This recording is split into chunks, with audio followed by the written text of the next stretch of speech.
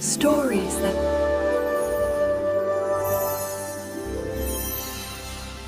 उत्तर प्रदेश के एक छोटे से गांव रामपुर में एक साधारण किसान रामदयाल रहता था।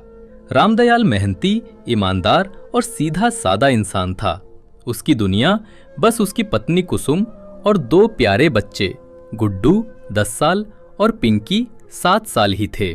गांव भर में लोग कहते, रामदयाल जैसा नेक इंसान यहाँ दूसरा नहीं।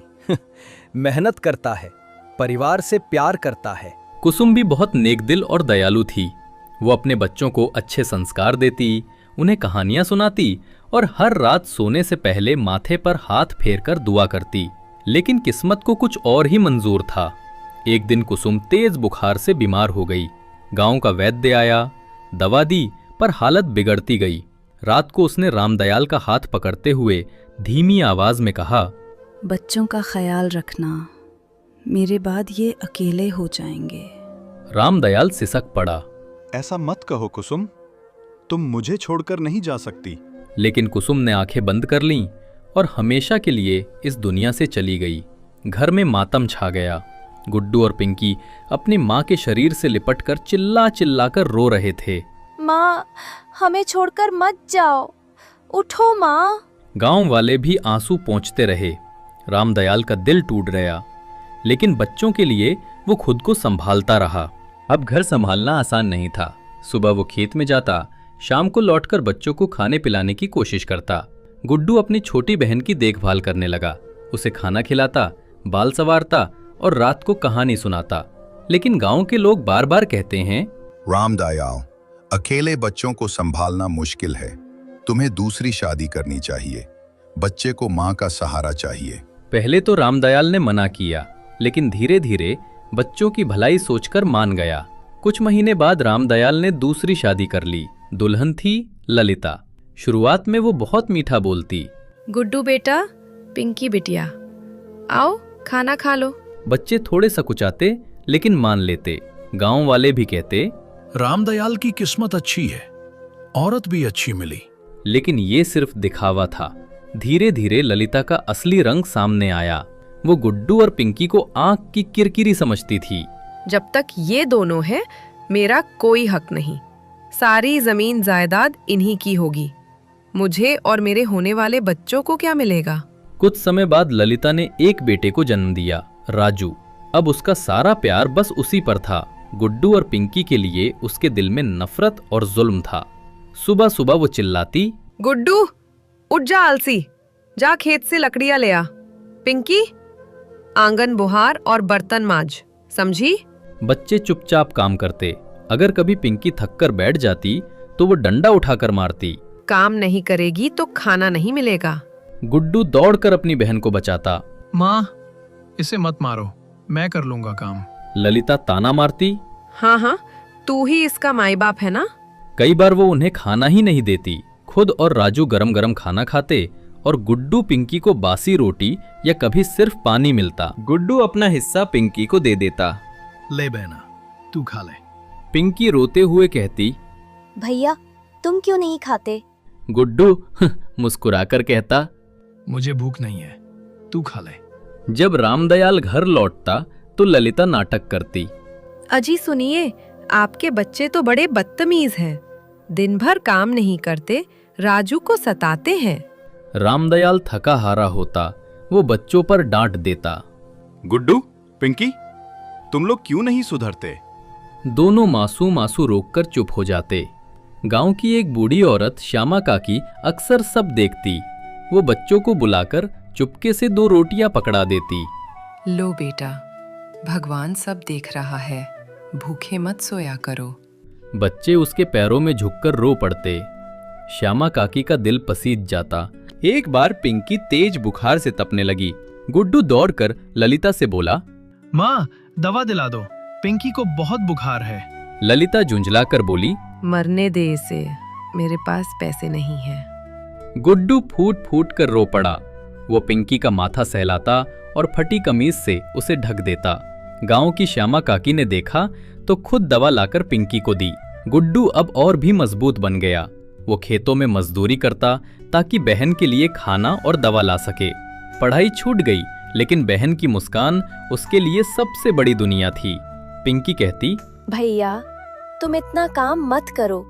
गुड्डू हंसकर कहता, जब तक मैं हूँ तुझे कुछ नहीं होगा। धीरे धीरे गांव में बातें फैलने लगीं। रामदयाल, तेरी औरत बच्चों पर जुल्म करती है।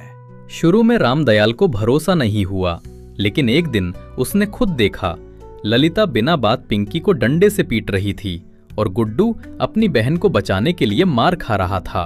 रामदयाल ये देखकर सन्न रह गया। उसकी आंखों से आंसू बह निकले। वो गुस्से में चिल्लाया, ललिता रुक जा, अगर तूने बच्चों को हाथ लगाया तो इसी घर से निकाल दूंगा। ललिता घबरा गई, लेकिन मन में और भी जलने लगी। गुड्डू और पिंकी अपने पिता से लिपटकर फूट फूट कर रोए। बाबा हमें मत छोड़ना, हम बहुत डर गए थे। रामदयाल ने बच्चों को गले लगाकर कहा, अब तुम्हें कोई तकलीफ नहीं होगी, मैं सब देख चुका हूँ। लेकिन ललिता के मन में बदला सुलग रहा था। वो ठान चुकी थी कि इन बच्चों को अपने रास्ते से हटाकर ही रहेगी। रामदयाल ने जिस दिन बच्चों की पिटाई होते देख ललिता को रोका था, उसी दिन से ललिता के दिल में आग जल रही थी। वो सोचती, आज तो इन्हें बचा लिया इनके बाप ने, लेकिन हमेशा तो नहीं देखेगा। मुझे कुछ ऐसा करना होगा कि ये दोनों हमेशा के लिए मेरे रास्ते से हट जाएं। उसके चेहरे पर बनावटी मिठास रहती, लेकिन दिल में जहर भर गया था। अब वो बच्चों को सीधे नहीं मारती, बल्कि तानों से तोड़ने लगी। गुड्डू, तेरी तो शक्ल ही अपनी मरी हुई माँ पर गई है। देख, तेरी वजह से ही तेरे बाप की जिंदगी बर्बाद हुई।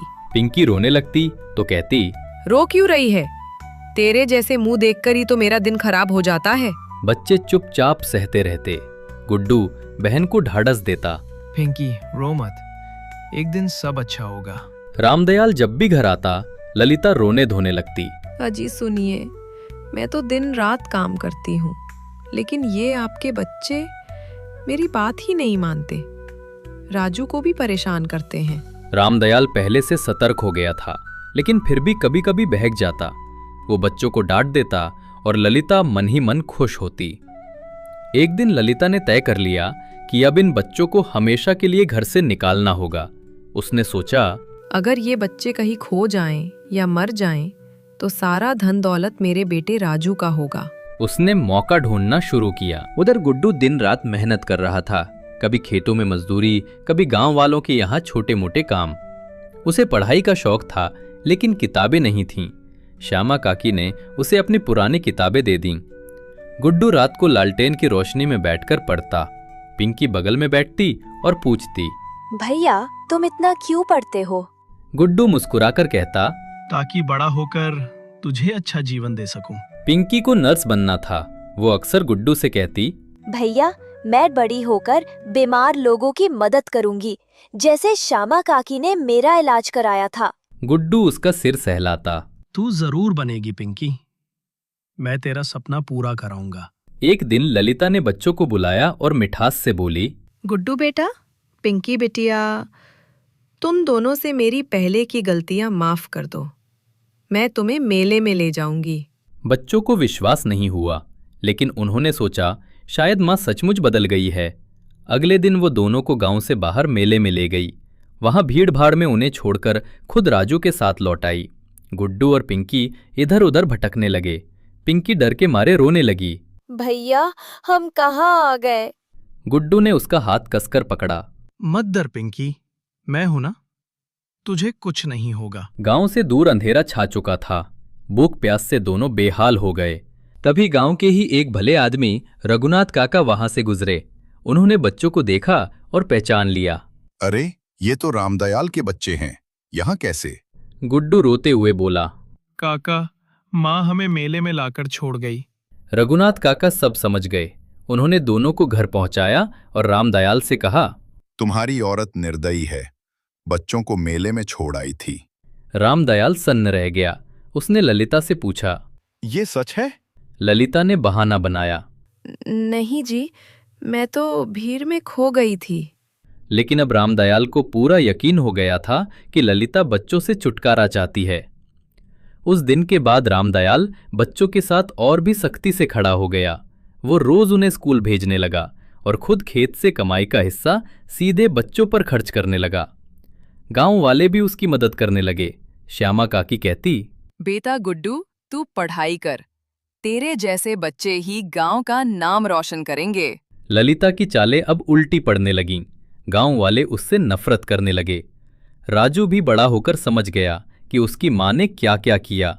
वो रोकर गुड्डू से बोला, भैया, मेरी माँ ने तुम्हारे साथ बहुत बुरा किया, मुझे माफ कर दो। गुड्डू ने उसे गले से लगा लिया। तू हमारा भाई है, तेरी कोई गलती नहीं। साल बीतते गए।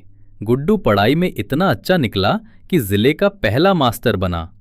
पिंकी भी नर्स बनी और गांव के गरीबों का इलाज करने लगी। लोग उसे फरिश्ता कहने लगे।